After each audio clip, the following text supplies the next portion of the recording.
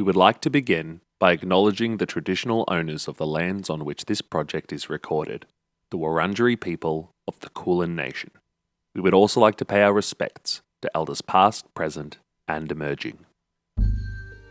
Settle down and gather round for another tale. In the world of Nua, where time has carved and cultivated a magical utopia of wonder, a small group of adventurers unlock the deep mysteries of the land, its people, and themselves.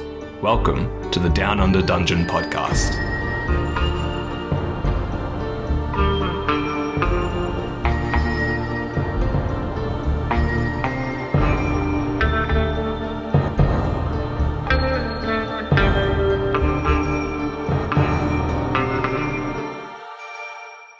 Soup de jour recipe number 487. You're quacking me up. Step 1.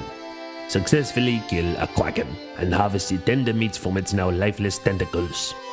Allow plenty of time for this step, as they are famously difficult to kill. Step 2. Slice the tentacle into fine strips. Dry and cure them for several days until the meat has become a hard and jerky-like substance. Step 3. Bring a pot of water to boil over a medium to high flame. Add root and stem vegetables of your choice, although I would recommend the mushrooms, as fungi tend to pair well with the unfathomable horrors of the deep. And finally, step 4. Prepare your kraken jerky in whatever size chunks you prefer, add to the concoction, and voila! Kraken chowder. It has been a long and perilous journey to Kerfostia, the ever-dusky home of the snow dwarfs. As we docked on the edges of the frozen tundra, battered and bruised, we were greeted by a welcome party of curmudgeonly dwarfs. Though they spoke with the accents of angels, their cold demeanor indicated that we were unwelcome here as they prepared for their Winter Festival, until a private word from our captain sent them into a state of service, offering to restock and indeed improve the Halagast. As we ventured into the festive city, we were introduced to new and strange dwarvish customs of ritual combat and spitting, and we began to explore for ourselves the marketplace. Being a connoisseur of exotic foods myself, I set out to find a local vendor when, lo and behold, I found myself in front of Ivan's Plainer Pantry, and I entered into his self-titled cooking competition. The other cooks gave it their all, but they were no match for Denis Godert. My kraken chowder blew the other contestants out of the water, and I was rewarded for my efforts with a pair of Dwekard gloves and a set of telekinetic steak knives. Although I am riding high of my victory now, I cannot shake the feeling that Kerfostia has more than trinkets in store for the Wellspringers. No, I totally get it. Feng also has an AC of 13, but I'm very worried about going to Shadowfell, so maybe I should have. Look, we protect the grandma. Exactly. Grandma hides at the back and gives you sweet candy. I haven't given out any candies recently. Oh, shit. Oh my god. I need to do that.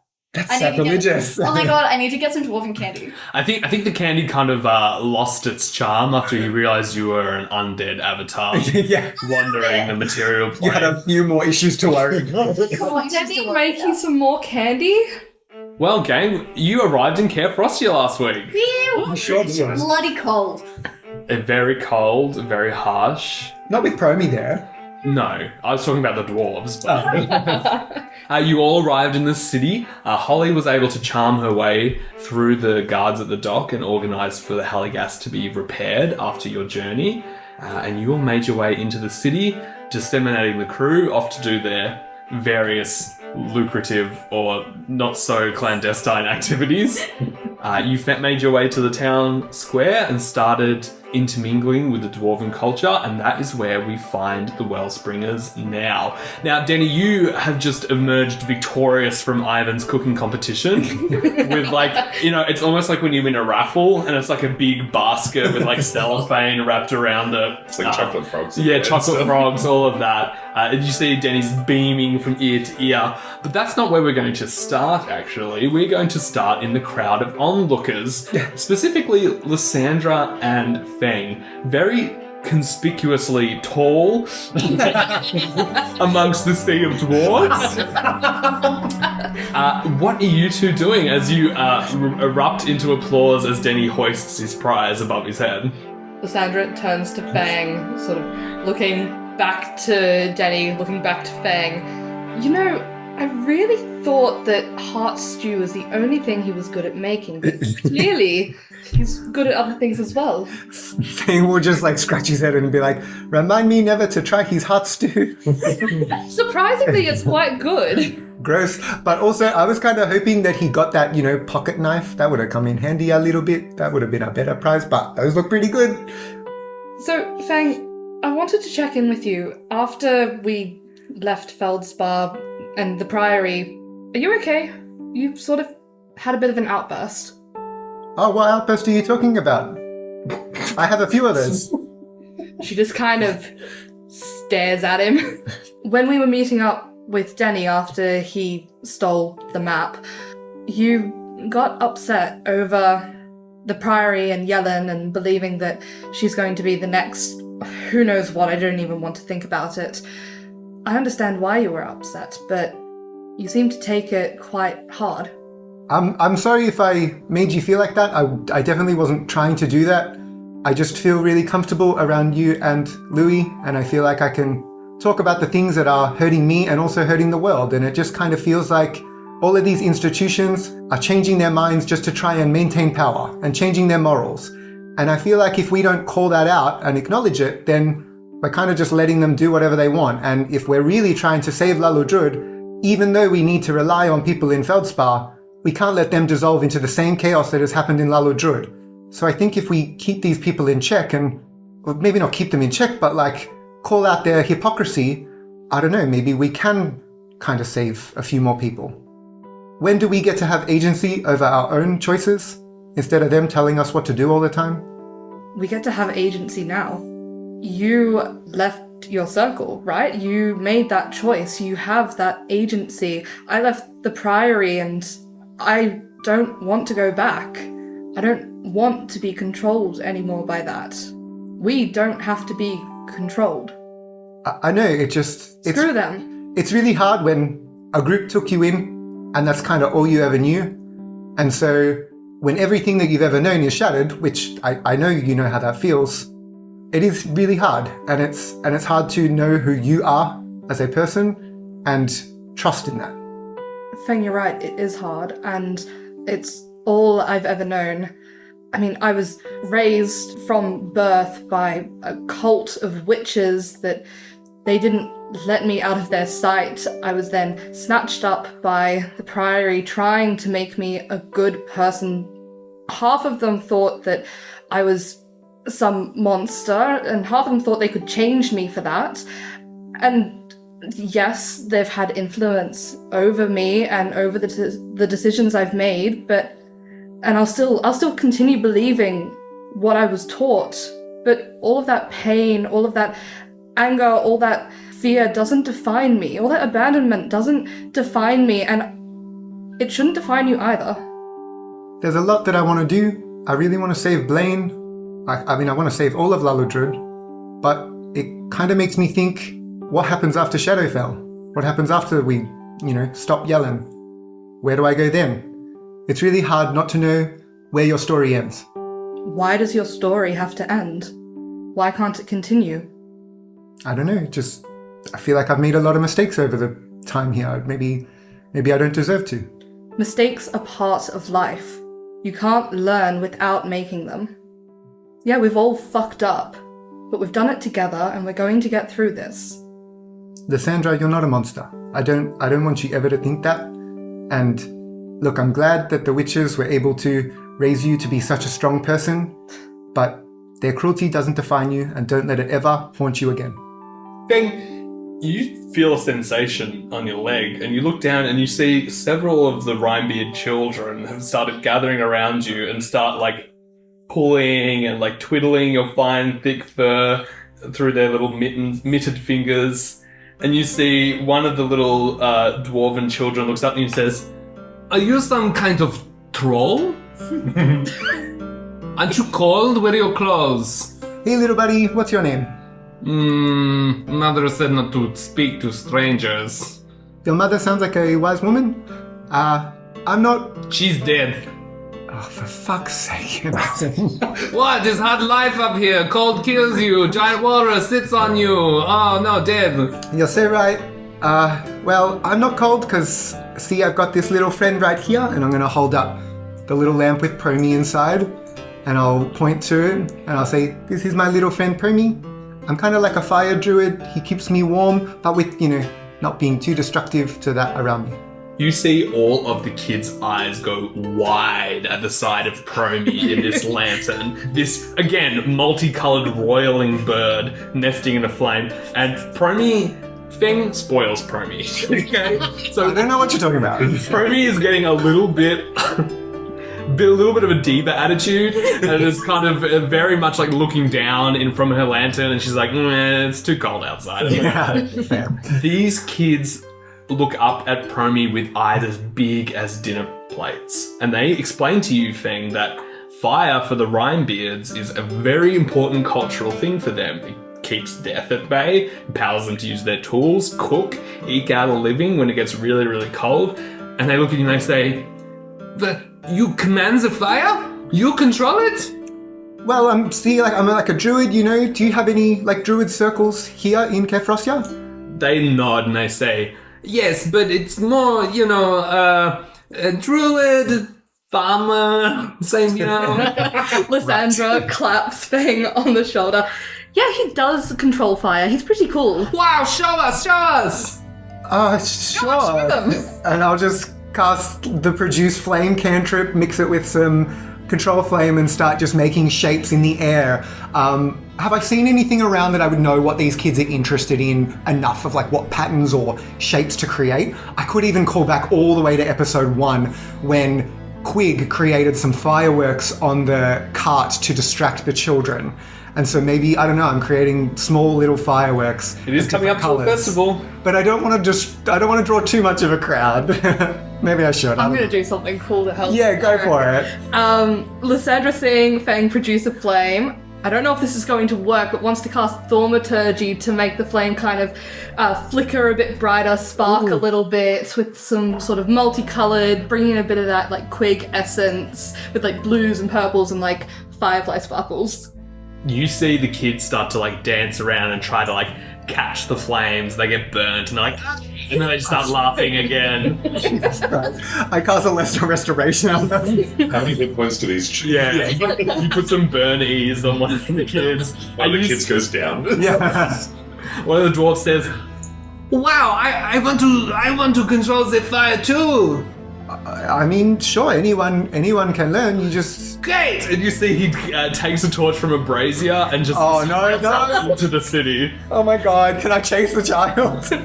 You see Feng disappears into the houses after Promi starts squawking. Sandra, you see most of the children run after Feng. This is not they're obviously playing with him and making him nervous on purpose. But you see one child with the beginnings of a rosy blonde mustache on their lips looks at you hesitantly and says, and I hate this because I wrote this just before you had your awesome conversation, you're cursed. You know that? You have the mark of the fiend on you. Excuse me? And you see the dwarvish youth gestures to your 4 horns, Lysandra. How do you know that? Where did you learn it? We have many stories in here of the night, the long night, when the demons and ghouls and shadows come from beneath the ground and snatch up little dwarvish children. You look exactly like one of these fairy tales. Lysandra's going to squat down to try and be on the same level as this child and looks them dead in the eyes. Maybe you shouldn't listen to all the fairy tales that you're told. I'm no monster. Trust me. Look like monster, have big scary sword like monster. Walk around with big furry fire thing. He's cool. He's not scary. He's like a big teddy bear. I have a big sword because I protect people. That's what I do. It doesn't make me a monster. Are your guards monsters? Are your people that walk around protecting you from wild beasts monsters? No, for they do not have 4 horns. Lysandra sighs, just fed up at this point at trying to be nice to the kids. Stands up, summons her echo looking over her shoulder menacingly down at the kid. Look, maybe you shouldn't judge a book by its cover. Go tell your elders that. And she sort of pushes by, leaving the Echo standing in front of the kid, and runs after Feng. The kid runs off in tears and indeed does go and inform one of their elders. Indeed, her older brother reappears and he looks at you and says, "You have insulted my blood, demon. I am honor-bound now to hand your ass to you." And he's going to take a swing at you, Lysandra. With a weapon? With a fist. With a fist? Wrestle this guy. That's a 2 on the dice. He completely misses it. Lysandra's going to sort of duck under his fist and go for the uppercut. Go make your attack on this teenage dwarf. Does a 25 hit? Yup. So that's 6 points of damage. Oh shit.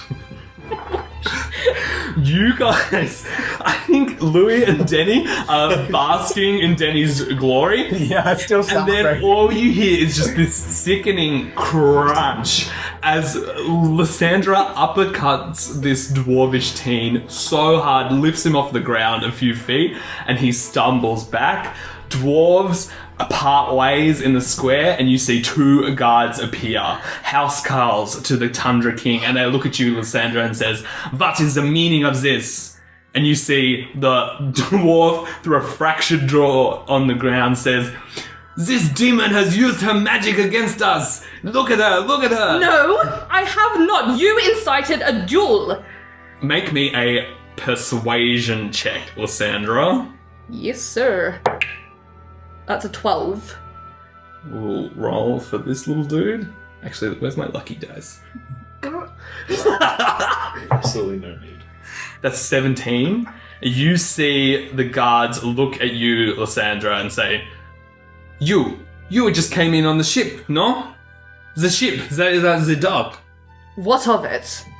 You see they look at you and say, "You already start trouble in city. You have not even been here a couple hours yet." Lysandra cocks an eyebrow at these guards, glances back down to this dwarf sort of sprawled out on the ground. Isn't this the coldest place in Nua? Aren't your children meant to be raised to survive? He can't even survive a simple fist in the chin from someone not from here. You see the dwarves look at you, Lysandra, and down to the youth who's still like nursing his jaw, which you either splintered or dislocated at least. And they say, "Yes, this maybe is the case. Glicor, you have brought shame on your family for being your ass handed to you by an outsider. Be gone with you." And they send the dwarvish teen off their ways, but the guards still return to you and say, "This may be the case, but with this close to the festival, we are not having any trouble. So, we will confiscate your sword and return it to the ship when you leave. We don't want any more altercations, shall we say. Besides, it seems you can handle yourself with your fists, enough as it is. Your sword, madame." Being told to give up her sword and basically her only connection to her dad at the moment, Lysandra is frustrated. And probably like childish frustration, like a kid not wanting to give up a toy. She reluctantly hands it over, not wanting to cause any more trouble, and looks at these dwarves. "You better give that back to me before we leave." Lysandra, as you pass the sword and it leaves your hand, it's almost like someone has taken a hand or a finger.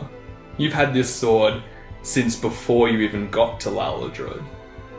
And fate presumably gave this to you through the bag of beans. But now you're wondering whether you are tied to the fate of this sword in a more meaningful way. And when you actually relinquish control of the blade, and now you notice its absence, this is something you've always had and taken for granted. But now you definitely feel more exposed. Denny, Louis. Hi. You're on Louis' shoulders as you leap from the stand onto her. You have got your new prizes. You see several dwarves are like whispering to each other. Some are like sneaking spoonfuls of your stew from Lady Grelkin's pot. Thankfully, this is kind of masking what has happened with Lysandra and Feng. Feng is nowhere to be seen. Always. Louise kind of been keeping an eye out for the other two and sees like the whole thing shebang go off, and she's like, they can handle themselves. Looks up at Denny that's on her shoulders, and she's like, great job, kiddo. Thank you, mademoiselle. Denny is going to, like a Catholic priest, just start like flicking bits of his soup out of the crowds. And is going to light Can I not escape my Catholic trauma? and is going to light a celebratory cigarette.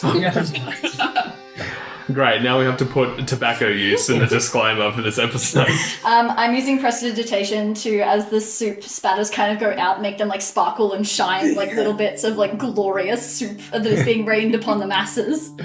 And as Denny's sitting up, in this moment, Louis kind of takes a second and just says, I'm sorry I've been harsh with you, Denny. Hold on 1 second, I'll get down. And scrambles down. Yeah, you like a goblin foot in your face. It's just like trying to like just lift you, fine. pots and pans clanging into your face. What was that, Zoe? I'm sorry that I've been harsh with you these last few weeks with everything since you've joined us. I worry and I fret, and having another person on what could potentially be a death wish of a mission, it makes me uncomfortable, and I apologize that I've put that on you. It's not a question of your ability, it's not a question of who you are, it's my projection, and I apologize for that and for manhandling you and being quite brusque. Taking a long, wistful drag of his cigarette, Denny looks over to Louis and just says, I must apologize too. I am sure I have not been as forthcoming about my origins. I am from Bientirol. I was born into servitude there. My father is still there, working day and night at the behest of those who think lesser of him, even his blood. And after that, I went to Cape Rim, and I was myself at the behest of people who thought lesser of me, even my blood. All this to say, I do not take well to being told what to do, and that is a character flaw on my behalf. But I also, I was raised around the how you say, the immortals, the high elves. Oui? And during my time in BMTOM, I would participate in classes at the Starlit Conservatory. And what I noticed there was, when you have all the time in the world, the moments that you are in does not seem quite so precious. Life is precious because it ends. Food is precious because it is gone eventually. You eat it, you consume it. I do not know where we are going. I do not know really why we are going there. What I know is that I, right now, want to. And I want to be with you. And I want to be with all of you. And also, by the way, my whole thing is cooking. I'm going to heal everyone. It's going to be fine. I will not let people die. Oh, and Put can bring me back to life. No one's going to die again. Louis kind of chuckles and sort of settling in this crowd next to Denny. Life is in the small moments. And I think since I've gone beyond my mortal coil, I kind of get a little bit more the frivolity of those that call themselves immortal. I know that I let myself get quite complacent with a lot of things, and the trials and tribulations of late have drawn me back to connect with life once again, rather than just dwelling in the in-between of whatever I am. Perhaps there is something more in the in-between, though. Life is the in-between. Oui. Between birth and death, we live in the in-betweens. And we can't sweat the small stuff. No. So. No, we cannot. Speaking of sweating and the small stuff, Feng, we cross to you on a side. Ali, you have just wrestled a torch from one of these dwarvish youth, and they are giggling and laughing at you. And one of them turns to you and says, Do you think I could have the fire like you someday? So Feng will just take almost a bit of a sharp breath in and he'll be like, you want to learn how to use fire? I know you said that it was used for so many great things here, but what do you want to do with it? You see the kids look at each other and they say, the cold is always here, and if we could have fire like you know, we would not be reliant on chopping down the trees and burning the trees. Life would be easier for us here, no? If we could just summon the flame like you do. I think that would be great, but do you think that it would damage Kefrosya at all? I am like 8 years old, so Yeah, you're so right. in terms of like geopolitical kind of like social structures, I'm not really well versed, nor really care that much. That's totally fair. So yeah, Feng, I guess, is thinking to himself, like, trying to figure out whether this is a smart decision or not. Like, he's spoken and joked almost a couple times about leadership. To him, that was never really about starting his own circle or teaching people how to use fire or anything. So this is almost like a big decision. And can he almost make like an internal insight check to figure out what to do and to how to do this in a safe way that is not going to damage Kefrosya or any of their customs or morals or social dynamics? Give me an insight check. An internal inside check is fucking hilarious. Try not to cause climate change. Literally, I'm like, what the fuck do I do? With a 3 on the dice, that's a 10. Feng, you just gave a big speech to Lysandra about how institutions and structures exist to keep people down. And now you have these tiny, cold, shivering dwarves asking if it's possible for them to control fire. Are you really going to deny them that? Or are you just going to let them continue to eke out their existence here? Do you know what? You're so right. And Feng is going to first cast a first level create water to try and create a cover of snow on this alleyway so that no one walks past and sees what he's doing, and then sit down in a little circle with these kids, summon Promi and produce the Phoenix Flame and start just teaching them everything he knows about fire, what it means in the cycle of life and death, and also equate it to what Lysandra just learnt last episode, about the boughs of heather that also represented life and death and how it almost is this cycle and one isn't to be feared, but rather what you do with that is what is significant. About a good hour and a half passes by. I didn't expect that. And a good hour and a half passes by. You all continue to move through the market stalls in the square. You see the dwarves are brewing large bats of mulled wine and spices. You see that there are a lot. Denis is fixated by like stalls and stores of like cured dried meats, and you all enjoy your time in the town square for quite a while late into the night, until you start to see that the crowds are less family friendly, let's say, as more mead and wine is being drunk, and you see more and more people start to make their way towards the enormous mead hall in the center of the city. What would you like to do? Feng is still not here. I think Louis's been going around with Lysandra. Have you had like mulled wine or anything like that before? Probably not. I feel like Lysandra didn't drink much at the Priory, if at all. Amazing. Louis is almost doing like a wine tasting then, taking her around to the different sort of mulled wine stores and explaining the different spices in each, how they kind of interact with the flavour. And as she notices the group of people starting to move, is there like music and stuff coming from the mead hall? It is not so much music, but just the sound of people, commotion, laughter, jeering, drinking, smoke. I mean, that looks pretty fun if we want to head over that way. Lysandra sort of nods her head. Yeah, I guess we can go over there. I'm still mad I don't have my sword on me. That's fair, but again, we can't sweat the small stuff. We'll get it back when we get back to the ship, and we've just got to respect the kind of customs and things that they have here. We are guests at a festive time, and for now, we've just got some wine. Let's make merry. Lysandra, sorry, I forgot to mention this, but after you relinquish your sword, you will not be able to use any of your Hexblade features without first passing a DC 10 Charisma check to try and re-establish that connection to your father within yourself. Oh no!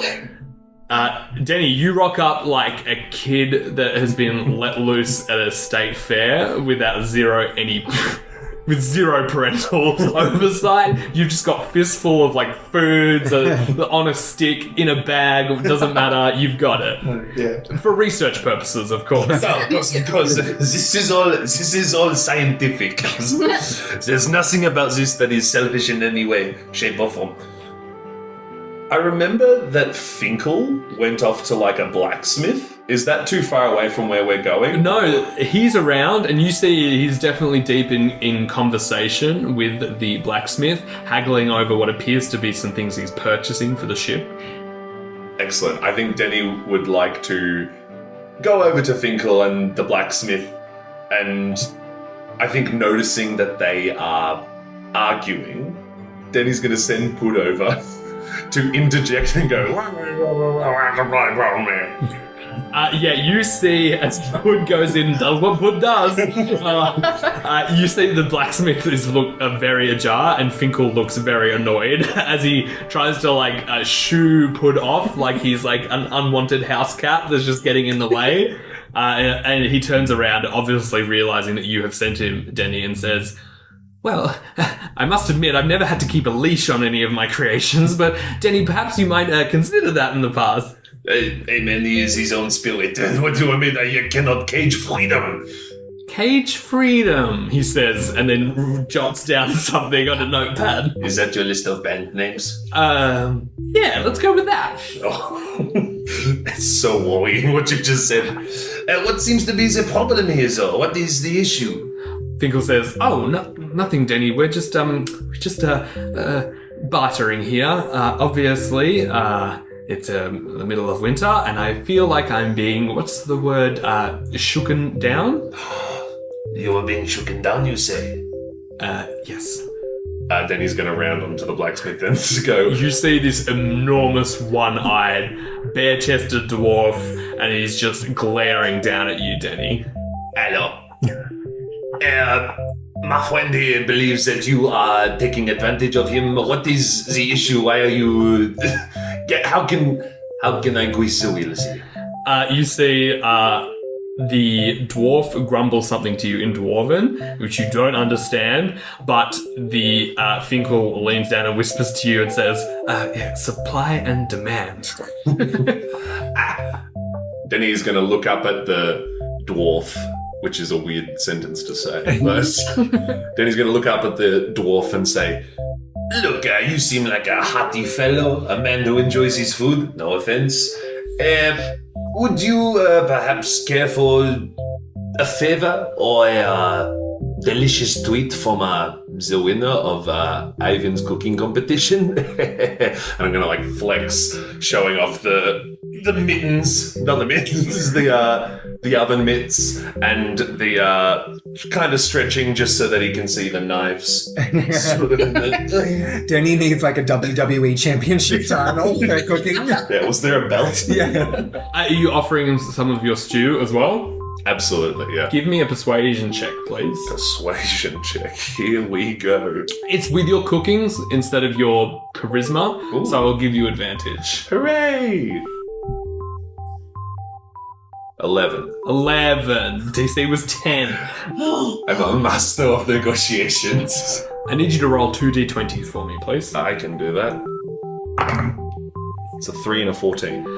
You take 17 gold off the price of the entire bundle for Finkel, who leans down and whispers in you. Actually, he's going to message in your mind and say, "Actually, thank you so much. You have no idea how much debt I'm in."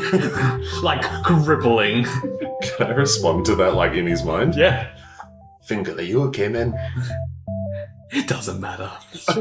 Oh, gosh. Lysandra, you realise you haven't seen Feng in a bit. Lysandra's going to spin on her heel to Louis. "So Feng ran off, and we haven't seen him in a while. He was chasing after a kid who wanted to learn fire. Louis gives the born deepest sigh you've ever heard. Like every element of breath within her is leaving in one exposition of just, this bloody kid, I swear to God. And is just going to turn back to the crowd and be like, well, let's go save him from whatever trouble he's gotten himself into. If we're lucky, he's gone and done something good. If we're not, we might have to bust him out of some jail cells. Give me all investigation checks to try and find your friend. Me too. Yes, Denny. Louis got a 12. Denis got a 10. Lysandra got a 2. My word. It takes you a long time to find Feng, but between Louis' intuition and Denis' nose, you know that the flame of the phoenix, it's a very unique combustion reaction, so it smells very different. And eventually you follow your nose down an alleyway where you see a number of dwarvish kids are running past you and saying, "We are fire now, we are the fire druids, or what shall we call ourselves? I know, we are the frigid flames." And you see past the kids, and nestled in the back of one of the alleyway, is Feng, who almost looks like he's like cleaning up after a meeting. Oh, hey everyone, what'd you get up to? I think the real question is, what did you get up to, my friend? I think I accidentally just started a druid circle. I think I'm gonna get in a lot of trouble, but let's just forget about it. I need a drink. Fair enough. I think drinks are in order. They've got a pretty amazing range of wines, so they might have even better meads. Visible from the town square, and indeed most of the city, the hallowed hearth represents a mead hall hewn from tundra pine with its characteristically dark grain. It sports a low, sloping roof meeting in a central point, where a chimney is adorned with stone dwarven gargoyles. From behind their forms, thick smoke furls and coils into the moonless night, sending secrets to the blanket of stars above. Before you, a throng of dwarves make their way into the entrance. 2 huge iron-studded doors with 2 gruff-looking dwarven men overseeing those who enter. Light, sounds of merriment and the smell of ale and mead spill onto the snow and into the city. The festival season is heating up. The guards, also apparently housecarls to the king, give you withering, shrewd looks, but permit you to pass all the same. Wellspringers, give me a perception check as you enter the mead hall. The higher, the more intricate you will see. Feng got a 14. Lysandra got a 22. Denis got an 11. Louis got a 24. Ooh. So you all see this. Entering the hall, you see long benches and booths packed to the brim with dwarves, each clamouring and shouting over the top of each other, spilling ale, brawling, boasting, with red noses and flushed cheeks. Barmaids and barmen deftly step between pools of ale, vomit, swinging fists, and dodging the occasional bearded axe, servicing the crowd before disappearing behind a partition at the far end of the hall. Pine cones have been heaped on the hearth within the middle of the hall, wafting the smell of pine needles throughout and permeating the roasted meat, skewered whole and suspended above the roaring coals. The smoke furls upwards into the central opening seen outside. The ozone here is hot and alive and palpable. Upon the second floor, it appears private rooms from the Rhinebeard elite and clan royalty are occupied as well, although this area does not appear to be open to the public. For Lysandra and Louis, you're able to look a little bit further, and you can see that the dwarves appear to be smoking this kind of frost lichen in these countless pipes, all drawing this huge, vibrant, dark substance, which when smoked furls into this dark grey smoke. It seems to have somewhat of a drug effect on these dwarves. It seems to induces a slight sense of euphoria and an urge to pick at one's face. So you see many of the dwarves are smoking and like curling their beards and mustaches. And that's what you get with your higher interactions, although you do see that there are a number of rowdier parts in the hall. You see that some dwarves are playing board games while others are engaging in drinking competitions. What would you all like to do? Denis is going to make a beeline for the kitchens. Hey, everybody. Denny? Denny disappears through the crowd of dwarves. What are the rest of you doing? I think Louis wants to find a kind of slightly quieter corner and wants to use her background feature by popular demand, which allows me to find a place to perform in an inn or tavern. I receive free lodging and food of a modest or comfortable standard as long as I perform each night.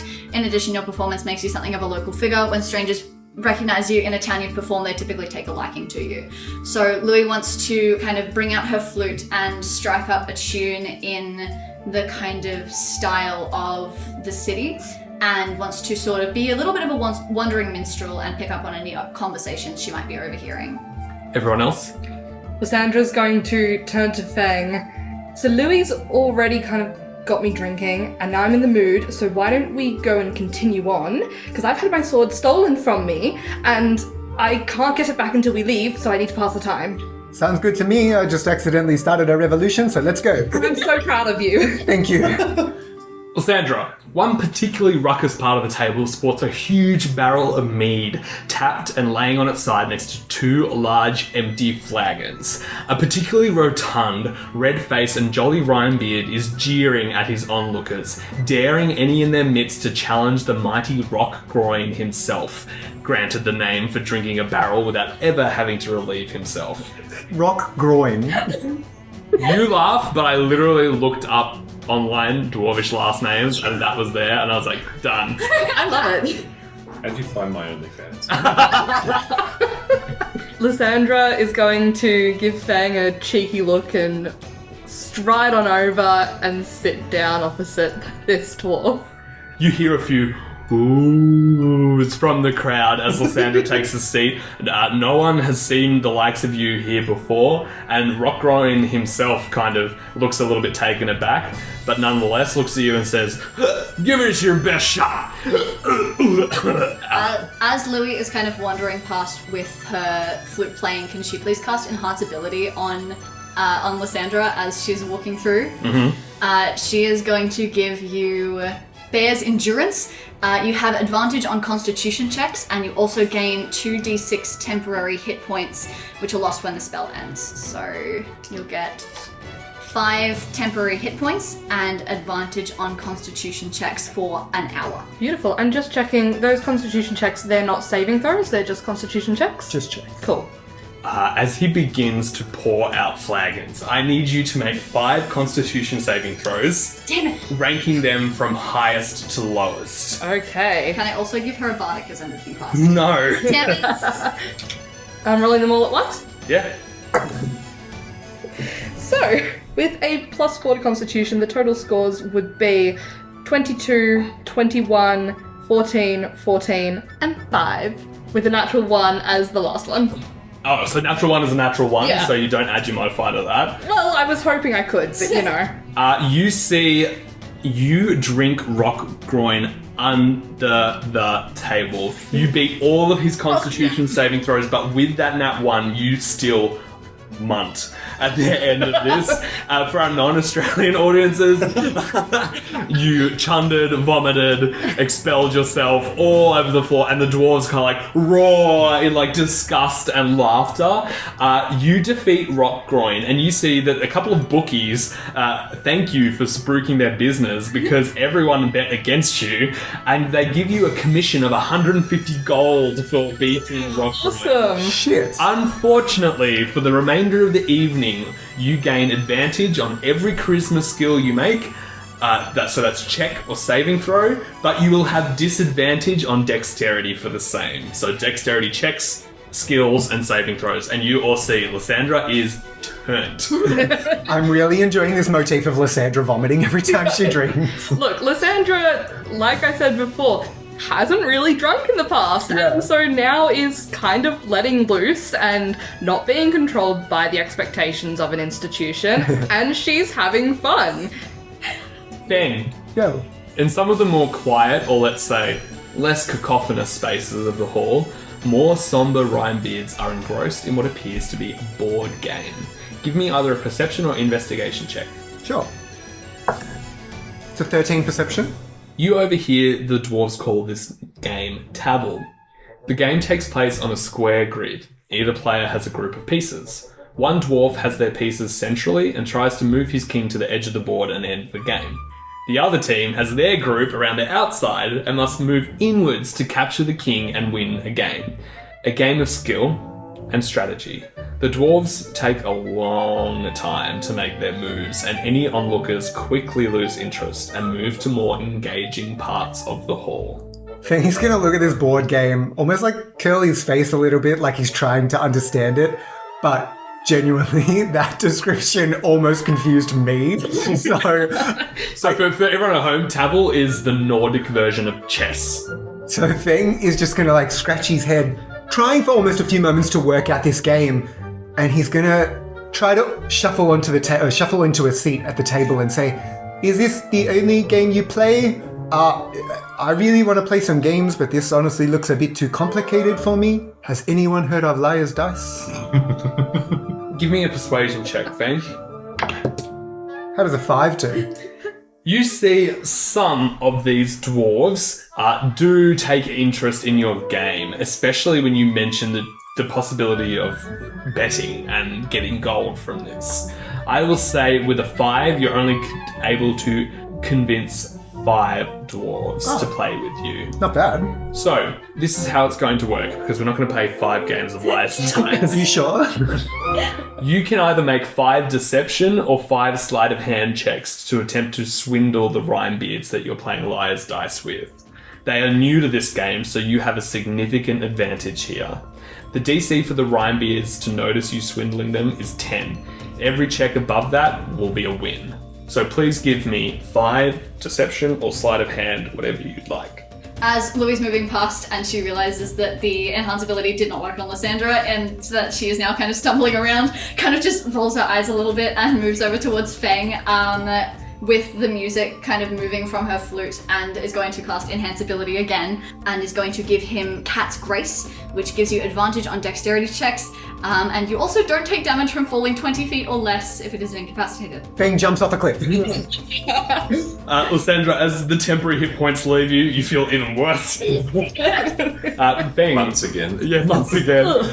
Feng, make your checks with advantage. Thank you. That's 5. 5. Unfortunately, you weren't able to persuade many more. First one is a 14. That passes. Second one is a 21. That passes. Third one is a nat 20. That double passes, and you are also able to convince him to bet more on this game, so you get more money from him. Shit. Fourth one is a 15. That'll do it. And fifth one is a 13. Feng, you glean 120 gold as you fleece these dwarves, and some of them start to look very upset and leave the mead hall. Feng turns to Louis and says, "You know, I'm starting to understand capitalism." Maybe don't get too into it, kiddo. We don't need you being a bloody liege lord over here. Feng, if you're looking to give any of that money away again. You have so much. This was all happening over a couple of hours. Denny, you are getting up and personal with the serving crew at the back. I feel like even just to get the feel of how it happens, you also just deliver some plates to people and wait some tables. Yeah. Give me a perception check, please, and a high one. I'll try. I can't guarantee it'll be high. Well, let's do it. You're putting too much pressure on 18. First of all, you get 20 golden tips from your work. No one really seems to notice that much on who's delivering their food to them in this place, but you're used to being ignored and you'll take their money happily.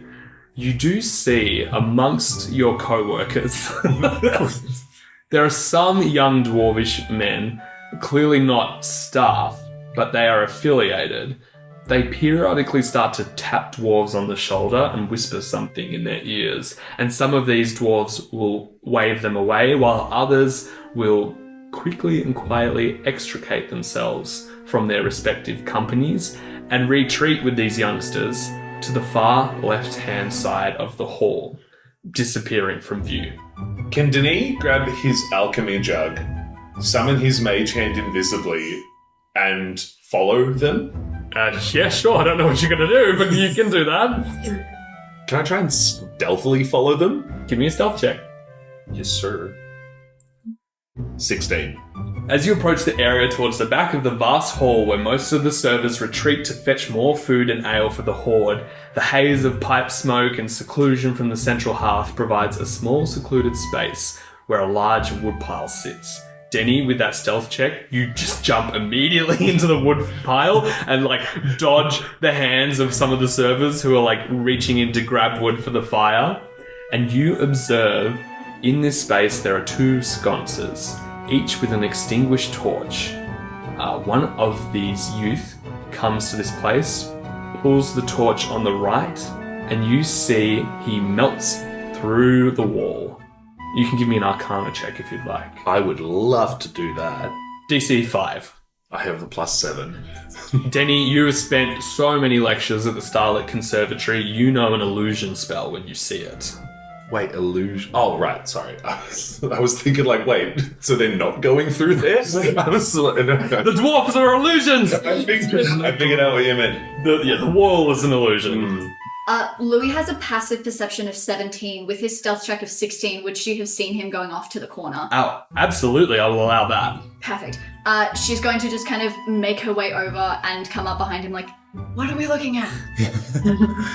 I think the wall is fake. Wild. Okay. Are we going in? I think that sounds like a good idea to me. Okay. Louis is going to send the message cantrip over to both Feng and Lysandra and say, we've found something. Come to the woodpile in the back left corner. I will need everyone except for Denny to make me stealth checks. I should have made Louis roll a stealth check, but all of you roll a stealth check now, please. I think you have advantage still for dexterity. Cat's Grace. Oh wait, do Last an hour. 2. And Lysandra has disadvantage. She's drunk. Can I give Yes.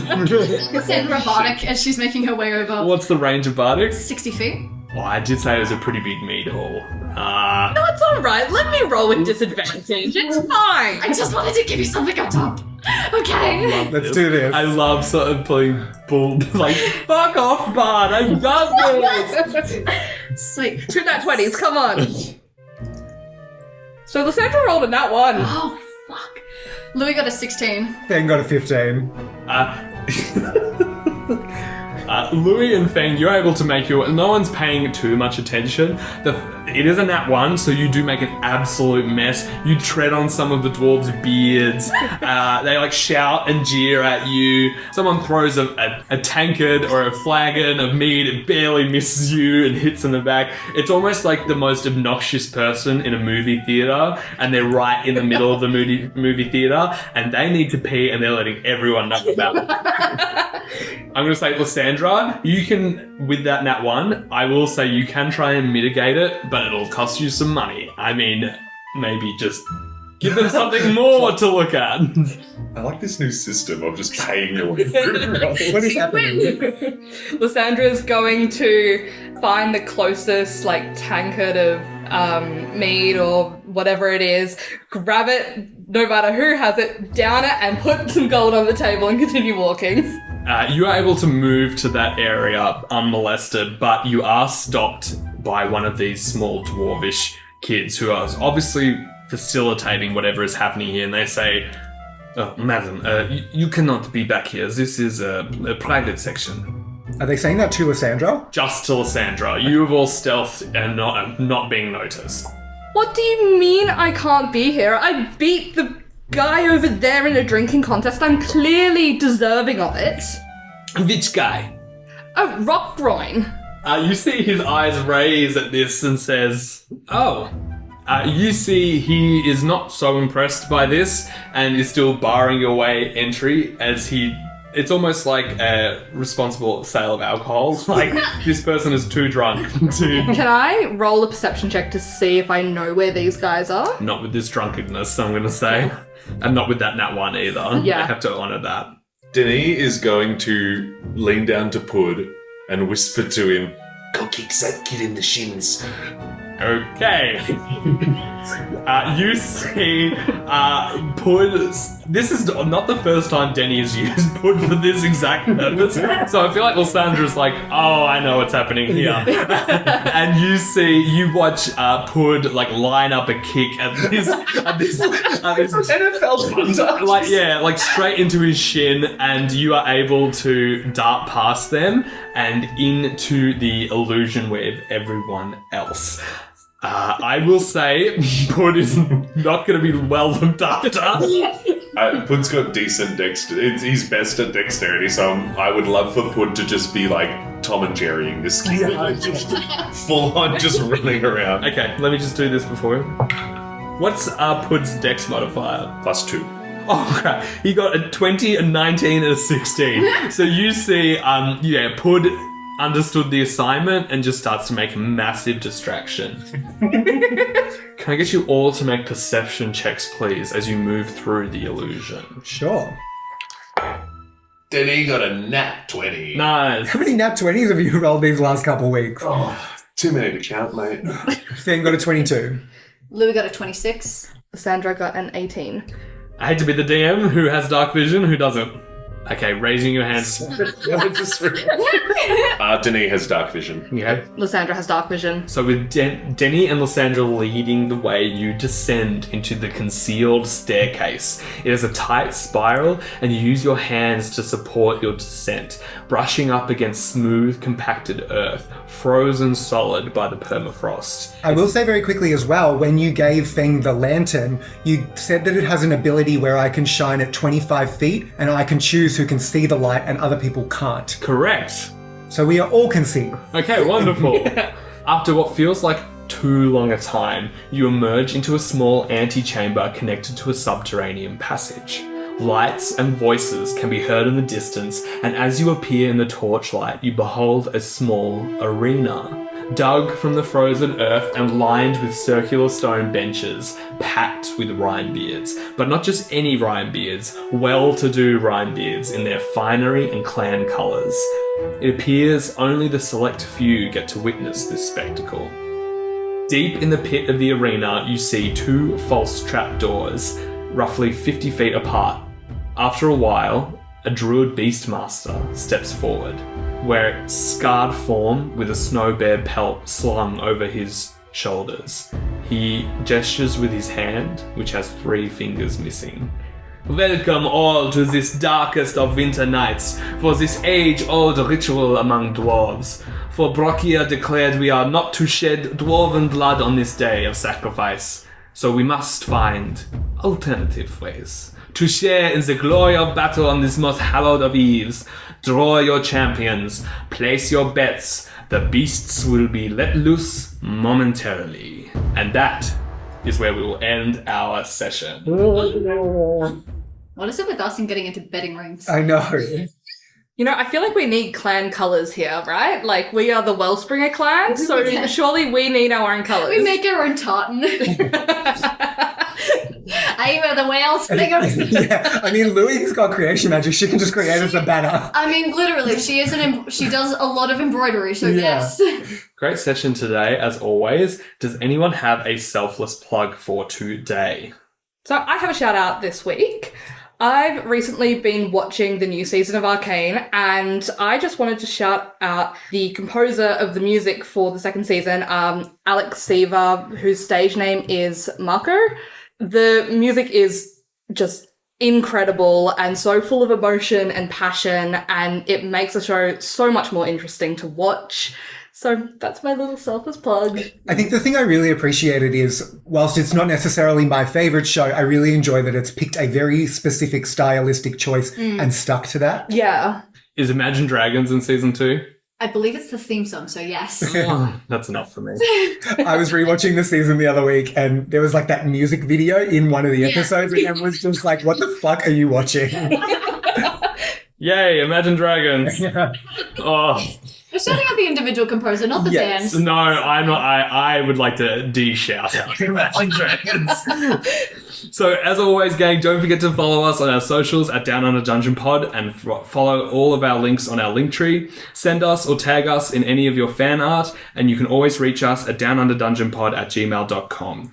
As always, please give us a 5-star rating on both Apple Podcasts and Spotify, and we will see you next week. Bye. That